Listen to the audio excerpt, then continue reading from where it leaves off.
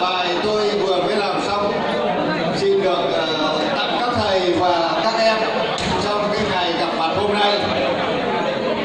Nỗi nhớ kỷ niệm xưa lại về cùng năm tháng, cảm xúc đã thành thơ sau mỗi lần gặp mặt.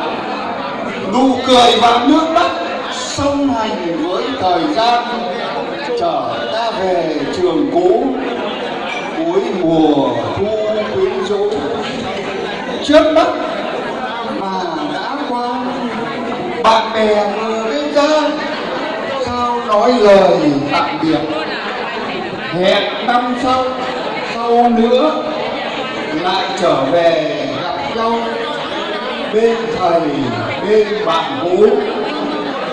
Tháng 11 luôn nhớ tình đồng nghiệp nghề thầy, tình thầy trò kính yêu, thắm thêm tình bè bạn. Dẫu quý hết đời có hạn, nơi ta muốn mãi yêu nhau, nơi trường xưa yêu dấu. Lê Hồng Phong mến thương. Xin